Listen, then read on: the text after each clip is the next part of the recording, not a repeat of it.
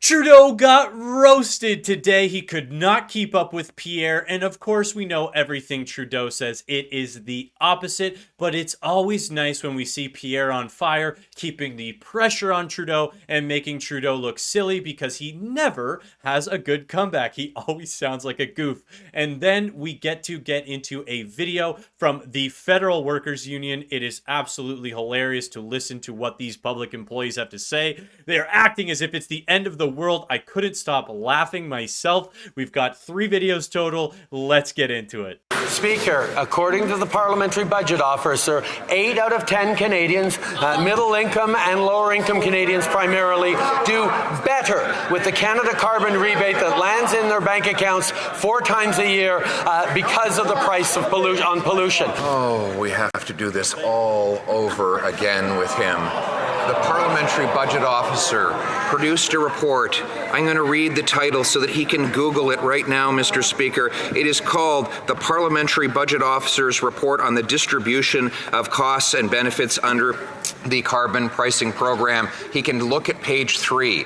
Where every single province that has the tax sees middle-class Canadians and 60% of families paying more in tax than they get back in benefits. Why won't he get to know the facts and axe the tax? Pierre brought an actual page in a document to say that. Trudeau will go, no, he just said it. We all know Trudeau doesn't read the documents because he said so himself.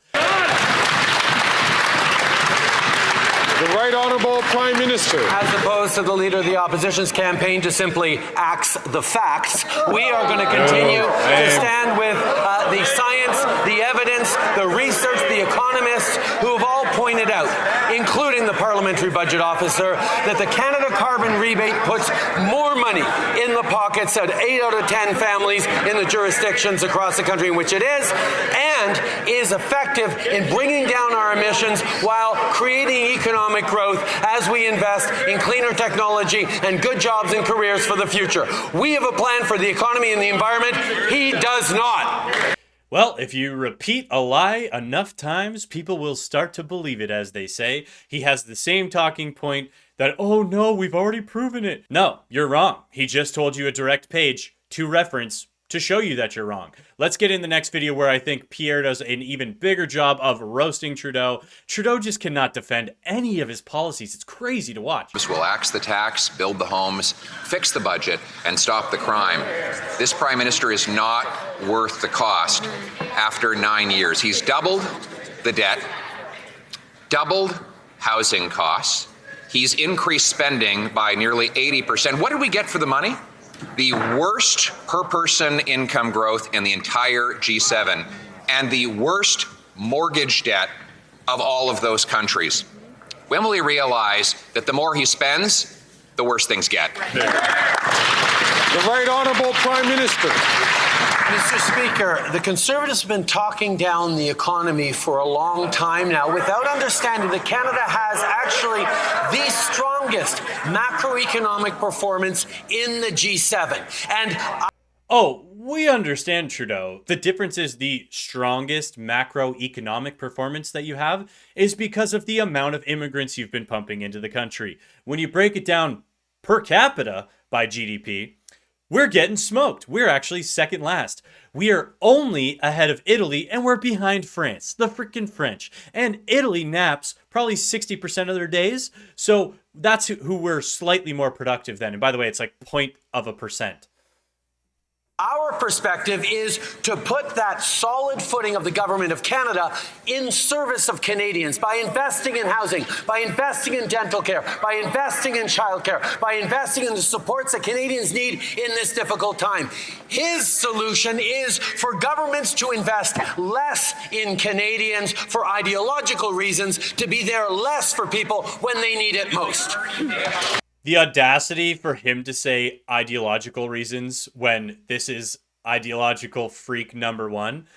First of all, when he talks about we're investing in dental care. No, you're not actually investing in dental care. You're not investing in better machinery, better training. What you're doing is trying to get dentists to sign up at a discounted rate to provide dental care. That is not investing in dental care. That is spending. So new rule. Anytime Trudeau says investing, it just means spending. There's no ROI at the end of it. The Honourable Leader of the Opposition. Mr. Speaker, more proof that this Prime Minister is not worth the cost. He tells Canadians they've never had it so good. He doubled the debt, doubled housing costs, forced 2 million people to a food bank. He brags that he spends $87 billion on housing programs. And what did it get us? Got us the worst housing inflation of any country in the G7, the second worst out of nearly 40 OECD countries. Why does he always spend the most to achieve the worst? Right. Yeah, for sure. I mean, housing is one of the biggest things. So I'm a real estate agent in London, Ontario. Actually, reach out to me in the link below if you want to work with me or my team all the way across Canada. We can hand select somebody in your area. That being said, the amount of spending that's being done somehow with nothing productive happening in housing. So they didn't increase building and they brought in a ton of people. Offers went crazy, prices went crazy. It was just watching this happen over the last 4 years has been so frustrating, even as a real estate agent, because I don't want prices to go up as much as they did in that short amount of time. The Right Honourable Prime Minister. Mr. Speaker, I think Canadians will take no lessons from a former housing minister who was in a government that didn't believe in investing in housing. Obviously, over decades, Mr. Speaker. That annoying lady. Let's bring that back. Just look at this stupid little lady in the back. Investing in housing. Obviously, over decades, Mr. Speaker. The federal Smug little face, but the problem is, so they keep using this talking point of, you only built 6 affordable units. He didn't have to build 6 affordable units. He didn't have to build any because nobody was complaining about rent 10 years ago because we had sustainable growth. We had normal immigration levels. The federal government had underinvested in housing, and it has led to the challenges we're facing now. That is why we are putting and have been putting in service of Canadians since 2017 the solid fiscal position of the federal government to invest in Canadians, to invest in communities, to invest in housing, to help solve this challenge that people are facing around the world that we are solving despite their trust. You had 9 years to figure it out. It's gotten worse. These are irrefutable facts, man. Like, we know the numbers. The Honourable Leader of the Opposition. Mr. Speaker, he's absolutely right that we did not waste the billions of dollars that he's now put into his programs, but here are the results. The average rent for a one-bedroom when I was housing minister was $973, and we built 80,000 apartment units at that low rate when I was minister. Now the cost has more than doubled.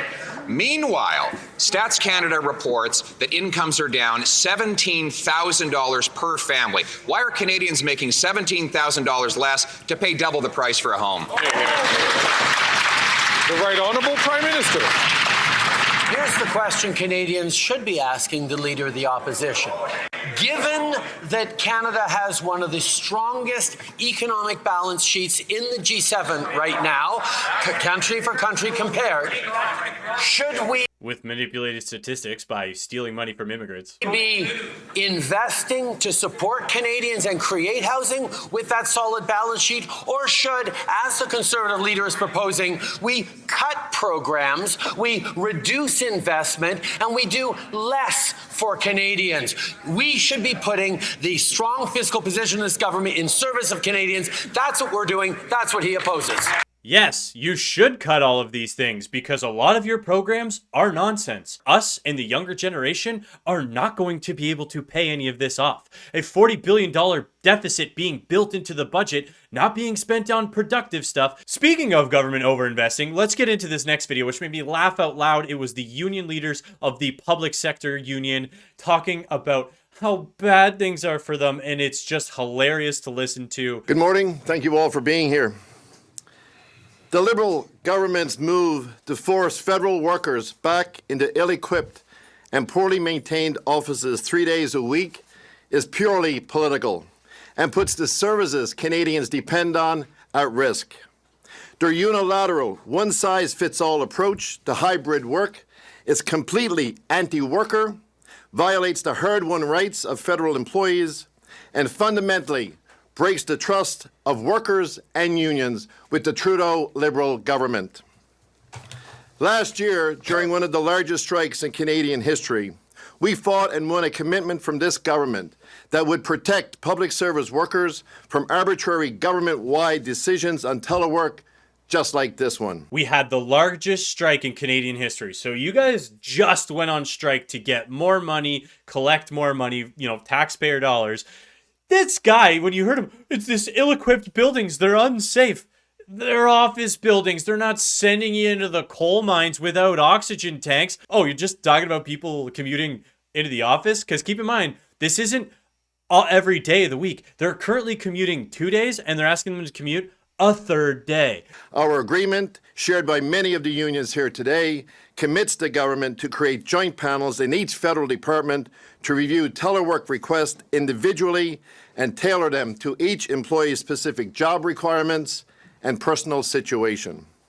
Yeah, break down each role individually, and we will tailor it to every single individual employee. We'll use consultants. It'll only cost the government an additional $58 million for us to bring in the consultants. But with its surprise announcement last week, the Trudeau Liberal government broke that promise by changing their mandate without any consultation with workers or their unions, and repeatedly misled unions when they were asked directly if they were going to change their telework policy. Telework also remains top of mind for our FB members, who are currently in negotiations with the Canada Border Service Agency, and we are in the middle of conducting strike votes for those members. This government has tried to position itself as a friend of public sector workers, yet at every turn they continue to ram through backroom decisions without any consultation that impacts the well-being of workers and their families. They have done the largest hiring spree of public workers in the history of Canada. The public sector workers are the highest paid they've ever been in the history of Canada. Yeah, I'd say that right now, they're the friends that you shouldn't be biting the hand that feeds you. Since Friday, more than 53,000 PSAC members completed our survey about the government's mandate. The results are stark and strongly support all of the research about the benefits of telework on workers' productivity, job satisfaction, and work-life balance. We asked ourselves if we wanted to do what they're telling us to do that we don't want to do, and it turns out we don't want to do it. And the harmful impacts of mass commuting on the environment. Rather than holding any consultation on telework, this government has thrown wrenches into the gears of our agreement, delaying the creation of these joint panels and stonewalling our approach to a case-by-case assessment. Workers feel betrayed, and we will be using every recourse we have available to fight this mandate and enforce a telework model that works for workers and not right-wing premiers. This week, they always say that as an insult. Right wing. In Canada, somehow that's an insult to the government to say right wing. What does that mean, by the way? We have filed a series of legal challenges against the government, and we'll be encouraging our members to file tens of thousands of individual grievances to force this government to withdraw their mandate. The Trudeau Liberal government better prepare itself for a summer of discontent.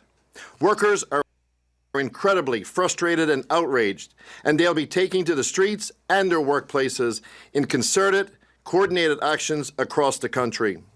So they just had, by his words, the largest strike in Canadian history.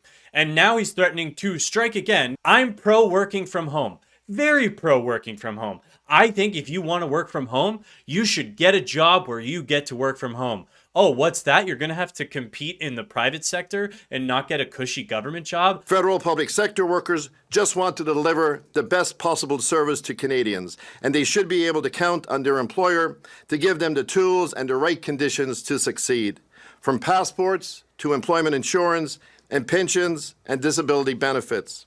This isn't just about an extra day in the office for workers.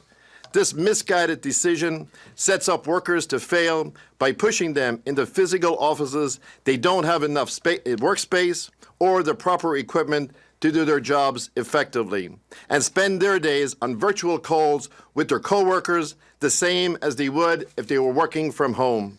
The government was I don't get it. How can the office not have the proper equipment to do their job properly, but at home they do? Like, what are they going to have at home that has more equipment to do their job better, safer? You know, again, they're acting like, oh, they're sending us to the coal mines and they're making us send it, down with just a pickaxe and there's nothing else for us there. It's not safe. Was already struggling to implement its previous 2-day in the office mandate. Because of these issues and many, many more, we'll continue to share over the coming days and weeks. And in the federal budget, the government has doubled down by committing to sell off half of the federal buildings, which will only put more strain on office space for workers. The Trudeau Liberal government's decision is not just a misstep. It's a failure by Canada's largest employer, with more than 400,000 workers across the country, to adapt, to innovate, and to truly pave the way forward for a future of work that puts workers first. Don't forget, I am a real estate agent in London, Ontario. If you want to work with me or my team all the way across Canada, reach out to me in the link below. We can hand select somebody for your area. Thank you so much for watching. Don't forget to like and subscribe, and have a great rest of your day.